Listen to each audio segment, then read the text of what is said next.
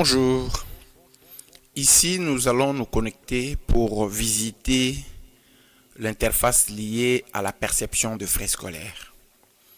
Et comme je le disais tantôt, on a plusieurs thèmes. Cette fois-ci, on entre avec un autre thème.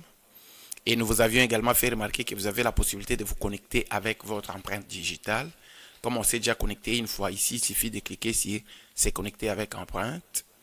Et là, ça me demande de mettre mon... Oui, j'ai mis. Et là, je me suis connecté.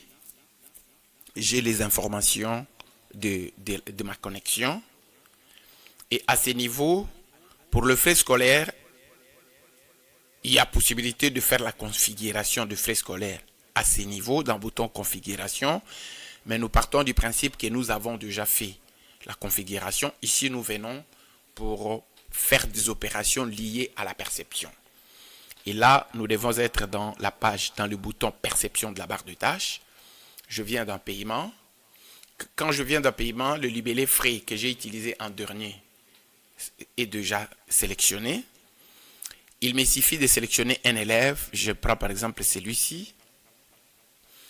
On me dit qu'il doit payer pour ce frais. L'élève doit payer 300. Il n'a encore rien payé. Et on dit paiement par caisse parce qu'il y a possibilité d'activer le paiement par banque. GESCOL donne cette possibilité.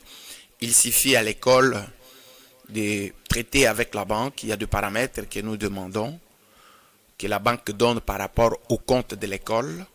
En lecture cell, nous pouvons être en contact pour traquer le paiement de parents qui s'effectue au niveau de la banque dans ces comptes-là. Et GESCOL peut directement recevoir de la banque la notification, les informations selon lesquelles tel parent a payé pour son élève et de manière à ce que ce paiement soit pris en compte directement depuis GESCOL.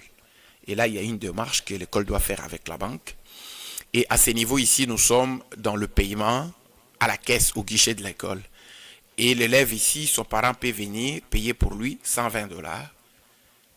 Et quand nous validons, nous avons le reçu de paiement. Avec un numéro clairement défini, on peut imprimer le reçu. Et le parent peut revenir encore un autre jour, payer 50 $. On valide. Et la situation de l'enfant évolue et vous avez la liste de tout le paiement. Il peut encore venir un autre jour, payer 50 $. Et on sait voir qu'il est resté avec 80 $. Et si les parents venaient pour payer 100 $, GESCOL lui refuse parce que la saisie va aller au-delà. Mais si le parent venait pour payer 60 $, GESCOL le laisse payer et la perception se fait comme ça. Et on peut passer d'un enfant à un autre. On peut chercher même un élève. Si je dis Mukaya, et je vois les élèves Mukamba par exemple, Matazi, et je viens, j'ai dit, sur le 300 $ qu'il doit payer, il vient payer 210 $. Et on peut effectuer l'opération et le récit sort. Donc, l'opération de saisie ne se limite qu'à ça.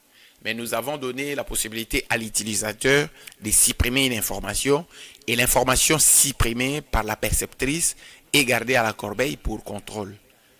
Et il doit chaque fois justifier qu'est-ce qui a occasionné la suppression. Et au niveau de la corbeille, la perceptrice n'a pas pouvoir de supprimer quoi que ce soit. Et nous avons aussi un journal audit. Et après toutes les opérations liées au paiement de frais scolaires, nous avons le bouton détail. Le bouton détail nous permet de voir les détails liés à ce paiement de frais scolaires. Et si je venais ici et que je cliquais directement, je sais voir tout ce qui a été payé. Et je peux faire l'aperçu, éventuellement imprimer. Et je peux le faire pour une date, pour aujourd'hui par exemple, les opérations que je fais aujourd'hui, je vois la situation de la date d'aujourd'hui. Je peux le faire pour un intervalle de temps, je peux dire 10 au. Si je disais par exemple 10, je fais 2025, et quand je clique ici, il me donne le tout. Il me donne tout parce que je prends depuis le 26 mai 2025 au 26 mai 2026. Et je peux limiter ma sélection à une section. Quand je viens cliquer ici, il m'affiche que les paiements de primaire. Je peux aller à maternelle par exemple. Quand je clique, il m'affiche qu'il y a de maternelle qui n'a pas d'information. Et si j'étais dans éducation de base par exemple, quand je clique, s'il y a des opérations liées à cette section, on sait mes données. Et je peux même aller un peu plus loin. Je peux dire la éducation de base, je vais en 7e. Et quand je fais ça, il m'affiche seulement ceux de la 7e année. Si j'ai du 8e, il va m'afficher que c'est de la 8e année s'ils ont de paiement. Donc, les détails peuvent s'afficher selon le choix de l'utilisateur. Si je vais tout voir, je n'ai pas besoin de renseigner une section ou un niveau. Si je veux ne voir que pour une classe, je vais encore ajouter la classe et puis je vois, cette fois-là, ça va me donner la situation d'éducation de base 8e A.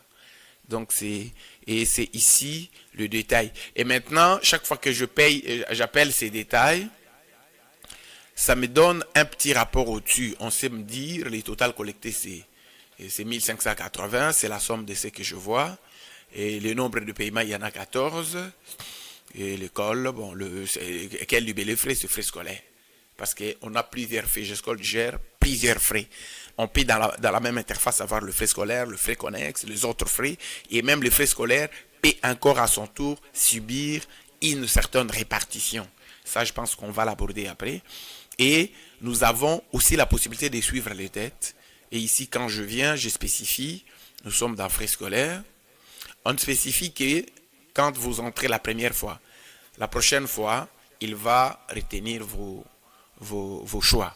Et quand je clique comme ça, par rapport aux élèves qui ont au moins payé quelque chose, je sais voir qu'ils sont 8. Et celui-ci pour le 300. Sur les 300, il a déjà payé 155. Il lui reste à payer. Et on sait voir, même la barre m'indique le niveau de progression de paiement. Et là, c'est un budget limité. Mais alors que quand je clique sur budget, il me prend tout l'effectif de l'école et c'est me donner ce que nous attendons de chacun et ce que chacun a déjà payé. Et là, il prend toute l'école. Hein. C'est-à-dire, il suffit que je fasse l'aperçu.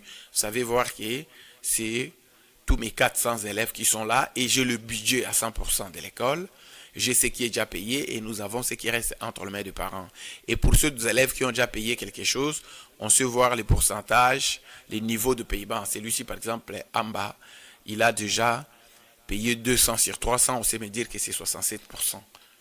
Donc, et là, c'est pour voir le budget, éventuellement suivre le dette. Et nous avons les modules répartition.